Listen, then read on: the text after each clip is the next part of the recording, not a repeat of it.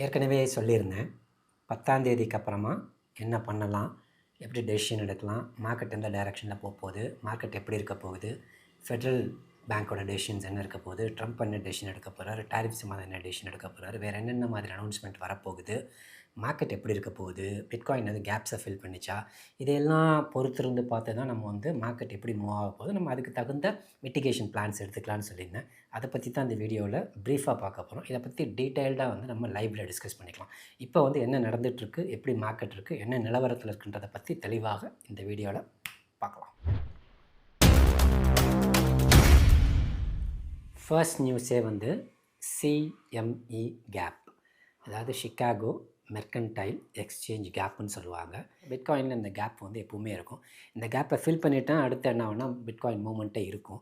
அது இந்த 103 அந்த கேப் இருக்கிறத ஃபில் பண்ணியிருக்கு. ஒரு நல்ல நியூஸாக பார்க்குறேன். ஏன்னா இந்த 103 க்ளோஸ் பண்ணிச்சுன்னு சொன்னால் தான் அடுத்த ஹையர் ரேஞ்சுக்கு அது போகிறதுக்கான வாய்ப்புகள் உண்டு. இன்னும் 97 ஒன்று இருக்குது, நான் அதை க்ளோஸ் பண்ணல. இப்போ இந்த 103 என்ன பண்ணியிருக்குன்னா க்ளோஸ் பண்ணியிருக்கு. இது ஒரு நல்ல நியூஸாகவே பார்க்குறோம். ஏன்னா இங்கேருந்து ஒரு ஹை போகிறதுக்கான ஒரு நல்ல சான்ஸ். பிட்காயின் மட்டும் போகுதுன்னா அதோடு சேர்ந்து என்னவும் போகணும், ETHும் போகணும், மற்ற காயின்ஸும் போகணும். இப்போதைக்கு அந்த சிஎம்இ கேப் என்ன இருக்குன்னா ஃபில் ஆகிருக்கு. இப்போ 2 நாளில் 106, 107 1ஆம் தேதி வந்துச்சு. அங்கேருந்து என்ன ஆச்சுன்னா 103 அந்த கேப்பை ஃபில் பண்ணியிருக்கு. இட்ஸ் குட் நியூஸ், குட் சைனுன்னு சொல்லலாம். அடுத்து பார்த்திங்கன்னா 35 பில்லியன் அளவிலான மார்ட்கேஜ் பேஸ்ட் செக்யூரிட்டிஸ், அதாவது MBSன்னு சொல்லுவாங்க, வீட்டு அடமான பத்திரம். இது ஒவ்வொரு மாதமும் 35 பில்லியனுக்கு காலாவதி, அதாவது எக்ஸ்பைரி ஆகிறதுக்கு அலோவ் பண்ணிகிட்டு இருந்தாங்க. ஸோ இப்போ ஆக்சுவலாக என்ன பண்ண போகிறாங்கன்னு பார்த்தீங்கன்னா, அப்படி எக்ஸ்பைரி ஆகிற 35 பில்லியன் அளவுக்குள்ள அந்த MBSஐ செக்யூரிட்டிஸ், அதாவது ட்ரெஷரிஸில் ரீஇன்வெஸ்ட் பண்ண போகிறாங்க. ட்ரெஷரி பில்லில் ரீஇன்வெஸ்ட் பண்ண போகிறாங்க. இது என்னத்தை குறிக்குதுன்னு பார்த்தீங்கன்னா, டைரெக்டாக QEஐ இம்ப்ளிமெண்ட் பண்ணுறதுக்கு பதிலாக இன்டைரக்டாக QEஐ இம்ப்ளிமெண்ட் பண்ணுற மாதிரி தான் அர்த்தம். ஏன்னா once if they are going to buy back treasury பில்ஸை பைபேக் பண்ணுறாங்கன்னு சொன்னாலே லிக்விடிட்டி ஃப்ளோ நிறையா இருக்கும். மார்க்கெட்டில் கரெக்டாக என்ன ஸ்டாக் மார்க்கெட், கிரிப்டோ மார்க்கெட்ஸ் இதெல்லாம் என்ன ஆக ஆரம்பிக்கணும், நிறையா பம்ப் ஆக ஆரம்பித்தோம். ஸோ ஆக்சுவலி என்ன பண்ணுறாங்கன்னு பார்த்தீங்கன்னா, வீட்டு அடமான பத்திரங்களை 35 பில்லியன் அளவிலான அடமான பத்திரம் மாதம் என்ன பண்ண போகிறாங்கன்னா, காலாவதியான அடமான பத்திரங்களை இருக்கிற பணத்தை எடுத்து ட்ரெஷரி பில்ஸில் ரீஇன்வெஸ்ட் பண்ண போகிறாங்க ஃபெடரல் கவர்மெண்ட், ஃபெடரல் பேங்க். இது 2வது மிக அற்புதமான ஒரு நியூஸ். இது ஒரு நல்ல news, good news for stock market as well as for crypto market. Next பார்த்தீங்கன்னா கவர்மெண்ட் ஷட் டவுன். கிட்டத்தட்ட 36 நாளை கடந்து, ஏன்னா இதுக்கு முன்னாடி இருந்த லாங்கஸ்ட் ஷட் டவுன் 35 டேஸ் இருந்துச்சு. அதுவும் ட்ரம்ப் பீரியடில், லாஸ்ட் ட்ரம்ப் பீரியடில். இப்போ அதையும் தாண்டி ஒரு பெரிய ஷட் டவுன் ஒன்று, US கவர்மெண்ட்டோட ஷட் டவுனு, அதை முடிவுக்கு கொண்டுட்டு வர மாதிரி சில நியூஸஸ் வந்துட்டுருக்கு. தே கோயிங் டு க்ளோஸ், அதை முடிவுக்கு கொண்டு வர போகிறாங்க. அந்த அரசாங்கத்தை மூடி வச்சிருக்கிறத ஓப்பன் பண்ண போகிறாங்க. இது ஒரு நல்ல நியூஸ். இது எப்படி நல்ல நியூஸாக இருக்குன்னு பார்த்தீங்கன்னா, again liquidity will start flowing. இதுக்கு அடுத்தது 2020 ஆக்சுவலி ஒரு $2,500 ஸ்டிமுலஸ் பேக்கேஜ்னு சொல்லிட்டு ட்ரம்ப் அறிவித்தார். அது அறிவித்ததுக்கப்புறம் பார்த்திங்கன்னா மார்க்கெட் அபரிவிதமாக வளர ஆரம்பிச்சிது. ஏன்னு பார்த்தீங்கன்னா, ஒவ்வொரு மனிதன் கையிலையும், அதாவது லோ இன்கம், மிடில் இன்கம் குரூப்பில் இருக்கக்கூடிய அமெரிக்கன்ஸ் எல்லாருக்குமே $2,000 ஸ்டிமுலஸ் பேக்கை கொடுக்க போகிறோம் ஒவ்வொரு தனி மனிதருக்குன்னு சொல்லிட்டு அறிவிச்சிருக்காங்க. அப்படி அறிவிக்கிறனால என்ன ஆகுன்னு பார்த்தீங்கன்னா, அவங்க கையில் ஒவ்வொருத்தர் கையிலும் ஒரு $2,000 இருக்கும். அந்த $2,000 என்ன பண்ணுவாங்கன்னா, நிறைய இடத்துல இன்வெஸ்ட் பண்ணுவாங்க. மேஜராக எங்கே இன்வெஸ்ட் பண்ணுவாங்கன்னு பார்த்தீங்கன்னா, முதல்ல ரீட்டைல் மார்க்கெட்டில் இன்வெஸ்ட் பண்ணுவாங்க. 2வது டூரிசம் அல்லது வெளியில் எங்கேயாவது போகிறது, இந்த மாதிரி இடங்களில் இன்வெஸ்ட் பண்ணுவாங்க. அதுக்கப்புறம் பார்த்திங்கன்னா ரிஸ்க் இருக்கக்கூடிய assets like crypto, like stocks, இதில் கண்டிப்பாக இன்வெஸ்ட் ஆகும். என்னை பொறுத்தளவுக்கு அப்படி இன்வெஸ்ட்மெண்ட் வரதில் ஒரு 30 to 25 to 30% கிரிப்டோக்குள்ளே வந்துச்சுன்னு சொன்னாலே பெரிய லெவலில் ஆல் சீசனு ரீட்டைலர்ஸ், அதாவது ஆல் சீசன் சொல்லுறது ரீட்டைலர்ஸ் உள்ளே வந்துடுவாங்க.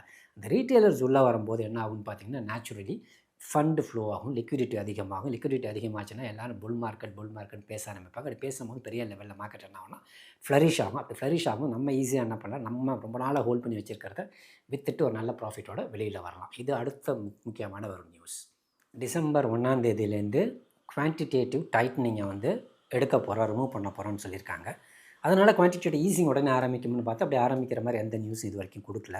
ஸோ குவான்டிடேட்டிவ் டைட்னிங்கை எடுத்து விட்றாங்கன்னு சொன்னாலே அது ஒரு நல்ல நியூஸ் தான். அப்புறம் குவான்டிடேட்டிவ் ஈஸிங்கிறது அனௌன்ஸ்மெண்ட் வந்துச்சுன்னு சொன்னால் என்ன முக்கியமான விஷயம் வரும்னு பார்த்தீங்கன்னா, மணி பிரிண்டிங். ஆக்சுவலி அந்த நியூஸ் மறுபடி வந்துக்கிட்டே இருக்குது. என்ன வருதுன்னு பார்த்தீங்கன்னா, 1.5 ட்ரில்லியன் அளவுக்கு மின் பண்ண போகிறோன்னு சொல்லிட்டு. அப்படி மின் பண்ணால் மார்க்கெட்டுக்குள்ளே லிக்விடிட்டி ரொம்ப ரொம்ப ரொம்ப அதிகமாக இருக்கும். அப்படி அதிகமான லிக்விடிட்டி உள்ளே வரும்போதும் risky asset classes like crypto, risky asset classes like stocks இதெல்லாம் என்ன ஆகும்னு பார்த்தீங்கன்னா, அதாவது ஈஸியாக லிக்விடேட் பண்ணக்கூடியது, ஈஸியாக மேலே போகக்கூடிய அசெட் கிளாஸஸ் எல்லாம் வந்து ரொம்ப வேகமாக வளர்ச்சி அடையும். இதே தான் 2020 நடந்துச்சு. 2020 எப்போ இந்த அனௌன்ஸ்மெண்ட்ஸ்லாம் வந்துச்சோ, அதுக்கப்புறம் பார்த்தீங்கன்னா, அதேமாதிரி அக்டோபர், நவம்பரில் தான் அப்பயும் கொடுத்தாங்க. அதுக்கப்புறமே பார்த்தீங்கன்னா, கொஞ்சம் கொஞ்சமாக உள்ள மார்க்கெட்டுக்குள்ளே ஃப்ளோ ஆக ஆரம்பிச்சிச்சு. பிப்ரவரி, மார்ச், ஏப்ரல்னு பொறுமையாக ஏற்றி மேலே கொண்டுட்டு போய் பிளாஸ்ட் பண்ணாங்க. மே, ஜூனில் வந்து பிளாஸ்ட் பண்ணி டாப்புக்கு கொண்டு போனாங்க. அந்த மாதிரி போகிறதுக்கான வாய்ப்புகள் உண்டு. இப்போதைக்கு என்னோடய கணிப்புப்படி நான் என்ன நினச்சிட்டு இருந்தேன்னு பார்த்தீங்கன்னா, நவம்பரில் ஒரு பெரிய ரேலி இருக்கும். அந்த நவம்பர் ரேலியில் வந்து அட்லீஸ்ட் 50% என்னோட பர்டிகுலர் காயின்ஸ் வந்து டிஸ்கார்ட் பண்ணலான்ட்டு இருந்தேன். இது வரைக்கும் அந்த ரேலி எதுவுமே நடக்கலை. ஸ்லோலி கன்சாலிடேட் ஆகுது, ஸ்லோவாக மூவ் ஆகிட்டுருக்கு. ஸோ லெட்ஸ் சி, இன்னும் ஒரு 20 நாள் இருக்குது. இந்த 20 நாள் என்ன நடக்குதுன்னு பார்க்கணும். எவ்வளோ பம்ப் ஆகுது, எவ்வளோ தூரத்துக்கு எந்த டைரெக்ஷனில் மூவ் ஆகுது, எவ்வளோ பம்ப் ஆகுது, எஸ்பெஷலி ஆல் காயின்ஸ். நான் பிட்காயினை பற்றியே பேசல, ஆல் காயின்ஸ் எவ்வளோ ரேலி ஆக போகுது, எந்த அளவுக்கு ரேலி ஆக போகுது. நான் எக்ஸ்பெக்ட் பண்ணுற ரேஞ்சுக்கு வந்துச்சுன்னு சொன்னால் நான் கண்டிப்பாக ஒரு 40-50% என்ன பண்ணுவேன், டிஸ்கார்ட் பண்ணிவிட்டு அகைன் நான் ரீபை பண்ணிப்பேன். அந்த இதில் வந்து ஸ்டாண்டில் வந்து நான் எந்த மாற்றமும் இல்லை. இப்போதைக்கு இருக்கிறது வந்து குவான்டிடேட்டிவ் டைட்னிங் என்ன பண்ணியிருக்காங்கன்னா, they going to remove it on December 1st. அப்போ ரிமூவ் பண்ணிட்டாங்கன்னு சொன்னால் குவான்டிடேட்டிவ் ஈஸிங் பற்றின அனௌன்ஸ்மெண்ட் வரணும். குவான்டிடேட்டிவ் ஈஸிங்கிற அனௌன்ஸ்மெண்ட் வந்துச்சுன்னு சொன்னால் they'll print money. If they print money, liquidity will start flowing in. இப்போயே நான் இதுக்கு முன்னாடி சொன்ன 5 பில்லியன் ப்ளஸ் 35 பில்லியன் வந்து என்ன பண்ண போகிறாங்கன்னா, they going to buy, reinvest பண்ண போகிறாங்க ட்ரெஷரி பில்ஸ், ட்ரெஷரி செக்யூரிட்டிஸில். அப்போ என்ன ஆகுன்னு பார்த்தா அதுவே ஒரு லிக்விடிட்டி ஃப்ளோ இருக்கும், மக்கள்கிட்ட பணப்புழக்கம் அதிகமாகும். ஸோ அதே மாதிரி தான் இந்த ஒரு விஷயமும், பணத்தை பிரிண்ட் பண்ணுறாங்கன்னா பணப்புழக்கம் அதிகமாகும். அதே மாதிரி $2000 ஒவ்வொருத்துக்கும் ஸ்டிமுலஸ் பேக்கேஜ் கொடுத்தாலும் பணப்புழக்கம் அதிகமாகும். இதெல்லாமே எதை நோக்கி போகுதுன்னு பார்த்தீங்கன்னா, ஒரு பெரிய ஆல் சீசனை நோக்கி போகிற மாதிரி தான் என்னோடய பர்சனல் ஒப்பீனியன் இருக்குது. அடுத்த முக்கியமான நியூஸ் வந்து டேரிஃப். அந்த ட்ரம்ப் அறிவித்த அந்த tariff on China, all countries, எல்லா கண்ட்ரி மேலேயும் டேரிஃப் அறிவிச்சிருக்காரு. அதுவும் சைனா மேலே குறிப்பாக 100%, 135% அறிவிச்சிருந்தார். அதை குறைக்கிறேன்னு சொல்லிட்டாரு. ரெசிப்ரோக்கல் டாக்ஸஸ் எல்லாம் போடுவேன்னு சொன்னது வந்து 2 பேருமே முடிவு பண்ணிக்கிட்டாங்க. China as well as US என்ன பண்ணால், நானும் வந்து உங்கள் மேலே டேரிஃப் போட போகிறது, நீங்களே மேலே டேரிஃப் போடாதீங்கன்னு சொல்லிட்டு சமரசத்துக்கு வந்துட்டாங்கன்னு தான் நினைக்கிறேன் இப்போதைய வரைக்கும். ஸோ அதனாலே என்ன ஆகுன்னு பார்த்தீங்கன்னா, உள்ளுக்குள்ளே ஃபண்ட் ஃப்ளோ, எக்ஸ்போர்ட், இம்போர்ட்ஸ் ஸ்மூத்தாக இருக்கும். ஸோ இங்கேருந்து வெளியில் போகிற பணமாகட்டும், அங்கேருந்து உள்ளே வர பணமாகட்டும் ரொம்ப ஸ்மூத்தாக இருக்கும் போதும் ஓவரால் மார்க்கெட்டுக்கு இது ஒரு ஹெல்த்தியர் சைனாக பார்க்குறேன். ஸோ அதனால் வந்து இந்த டேரிஃபும் வந்து பெருசாக என்ன ஆகலைன்னா பெருசாக போகும், பெரிய லெவலில் போர் மாதிரி வெடிக்கும், பெரிய லெவலில் இருக்குன்னு பார்த்தா அவங்க எல்லாமே சோயாபீன்ஸ் வாங்க ஆரம்பிச்சிட்டாங்க. சைனா வந்து எங்கேருந்துன்னா யூஎஸ்லேருந்து, யூஎஸ் இந்த ரேர் எர்த் மெட்டீரியல்ஸு சைனாட்டேருந்து வாங்க ஆரம்பிச்சிட்டாங்க. ரெசிப்ரோக்கல் டாக்ஸ்ன்னு சொன்னாங்க, அது எல்லாத்தையும் என்ன பண்ணிட்டாங்க, ரிமூவ் பண்ணுறதுனால கொஞ்சம் ஸ்மூத்தன் ஆகிருக்குன்னு தான் சொல்லணும். இதுவுமே மார்க்கெட்டுக்கு ஒரு நல்ல சைன். இதில் சில பேட் சைன்ஸும் இருக்குது. பேட் சைன்ஸ் இந்த சென்ஸ் வந்து அளவுக்கு அதிகமான பணம் உள்ளே வரும்போது ஹைப்பர் இன்ஃப்ளேஷன் வரதுக்கான சான்சஸ் உண்டு. ஹைப்பர் இன்ஃப்ளேஷன்னா வந்து எல்லாமே விலை பயங்கரமாக ஏறுறதுக்கான சான்சஸ் வந்து எல்லார்ட்டையும் பணம் அதிகமாக இருக்கும். பணம் அதிகமாக இருக்கும்போது வாங்கும் திறன் அதிகமாகும், ரேட்டெல்லாம் கண்ணாப்பின்னு மேலே போகிறதுக்கான சான்சஸ் உண்டு. அதை எப்படி கட்டுக்குள்ளே கொண்டுட்டு வர போகிறாங்கன்றது ஒரு மிகப்பெரிய கேள்விக்குறி. அது எப்படி கொண்டுட்டு வருவாங்கன்றது பொறுத்திருந்து பார்க்கணும். அதுக்கு they made have had some other ideas. ஏதாவது ஐடியாஸ் வச்சுருக்காங்களான்றதை பார்க்கணும். ஏன்னா வந்து இது வந்து ஹைப்பர் இன்ஃப்ளேஷனுக்கு வழிவகுக்கும். ஏன்னா வந்து மணியை நிறையா பிரிண்ட் பண்ண ஹைப்பர் இன்ஃப்ளேஷன் வரும். அதே மாதிரி உள்ள ஃபண்ட் ஃப்ளோ நிறையா வர இன்ஃப்ளேஷன் அளவுக்கு அதிகமாக போகும். அதை எப்படி கட்டுக்குள்ளே வச்சுருக்க போகிறாங்க, அதை கட்டுக்குள்ளே வச்சுருக்கிறது யாரோட வேலைன்னு பார்த்தீங்கன்னா ஃபெடரல் ரிசர்வ் பேங்க்கோட வேலை. அவங்க அதுக்கு என்ன மாதிரியான மிட்டிகேஷன் பிளான்ஸ் வச்சுருக்காங்கன்றதை கண்டிப்பாக இப்போ வரக்கூடிய டிசம்பரில் வரக்கூடிய மீட்டிங்கில் கண்டிப்பாக சொல்லுவாங்க. இன்னொரு முக்கியமான விஷயம், டிசம்பர்லையும் ரேட் கட் இருக்குன்னு ஏற்கனவே ஒரு சமீட்சையை கொடுத்துட்டாரு Jerome Powell. So rate cut கொடுக்குறாங்கன்னு சொன்னாலே வட்டி விகிதம் கம்மியாகுது, அப்போ வாங்கும் திறன் அதிகமாகும், நிறைய பேர் கடன் வாங்க ஆரம்பிப்பாங்க.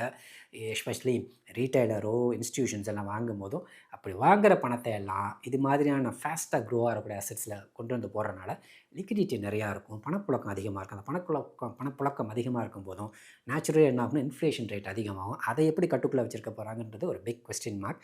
அதை பொறுத்திருந்து தான் பார்க்கணும். என்ன பிளான்ஸ் வச்சுருக்காங்கன்னு இப்போதைக்கு ஒன்றும் தெரியல. மேபி என்ன பண்ண போகிறாங்கன்னு டிசம்பர் மாதத்தில் நமக்கு தெரியலாம்.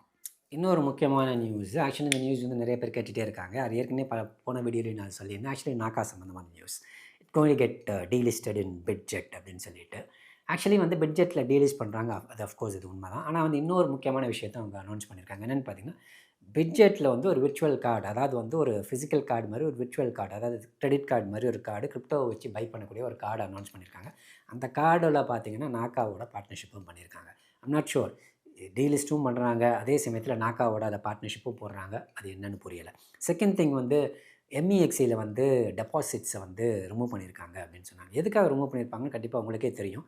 எல்லோரும் என்ன பண்ணுவாங்கன்னா விற்கிறதுக்காக கொண்டு வந்து டெபாசிட்ஸ் உள்ளே கொண்டு வந்து விற்பாங்க. இன்னும் மார்க்கெட்டை கீழே கொண்டுட்டு போவாங்க அந்த பர்டிகுலர் ப்ரைஸ்ன்றதுக்காக ரொம்ப பண்ணியிருந்தாங்க.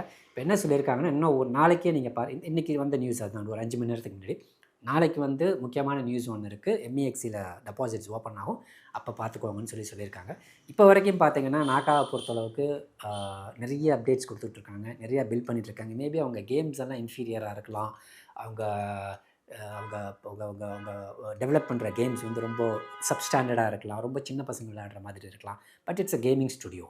பெரிய லெவலில் ஒரு what you call that கன்னில் இருக்கக்கூடிய அந்த ஆஃப் தி கிரிட் கேம் மாதிரி ஒரு கிராஃபிக் இருக்கக்கூடிய கேம் கிடையாது. It's a very simple game. எல்லாரும் விளையாடுற மாதிரி ஒரு கேம், மொபைலில் விளையாடுற மாதிரி ஒரு கேம், அதே மாதிரி டெலிகிராமில் விளையாடுற மாதிரி, அல்லது வந்து வாட்ஸ்அப்பில் விளையாடுற மாதிரி, இது மாதிரி சோஷியல் மீடியாவுக்குள்ளே போய் கேம் விளையாடுற மாதிரி சின்ன சின்ன கேம் தான் அவங்க டெவலப் பண்ணிகிட்ருக்காங்க. But still they are doing something. ஏதோ பண்ணிக்கிட்டே தான் இருக்காங்க. ஸோ அதனால் இன்னமும் என்னன்னு சொன்னேன்னா, இப்போ என்கிட்ட கேட்குறவங்க எல்லாத்தையும் வாங்கிக்கோங்க, ஒன்றும் பிரச்சனை இல்லைங்க, வச்சுருந்தீங்கன்னா ஹோல்ட் பண்ணுங்கன்னு தான் சொல்கிறேன். இப்பயும் அதே தான் சொல்லுவேன். ஹோல்ட் பண்ணுங்கள், ஒரு நல்ல ப்ரைஸ்க்கே அது போகும். இப்போ வரைக்கும் என்ன பார்த்தோன்னு பார்த்தீங்கன்னா, ஒரு ஓவர் தான். ஓவர் இந்த சென்ஸ் வந்து நவம்பரில் பார்த்துக்கலான்னு சொன்னதுக்கு என்னென்ன நவம்பரில் நடந்துகிட்ருக்கு, இப்போ மார்க்கெட் என்ன சிச்சுவேஷனில் இருக்குது, ETH ஒரு 3500 இருக்குது. அதே மாதிரி BTC பார்த்திங்கன்னா 103, 104 ரேஞ்சில் இருக்குது.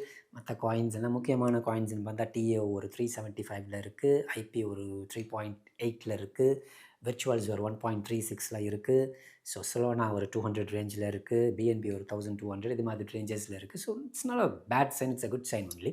ஸோ இங்கேருந்து எவ்வளோ போகும், வேறு என்னென்ன நியூஸ் எல்லாம் இருக்குது, இதை பற்றி டீட்டெயில்டாக டிஸ்கஸ் பண்ணணும்னு சொன்னால் நம்ம லைவில் நம்ம கண்டிப்பாக என்ன பண்ணுவோம், ஒரு 1.5 hours வந்து இதை பற்றி எல்லாத்த பற்றியுமே டீட்டெயில்டாக டிஸ்கஸ் பண்ணுவோம். அன்டில் தென் பாய்.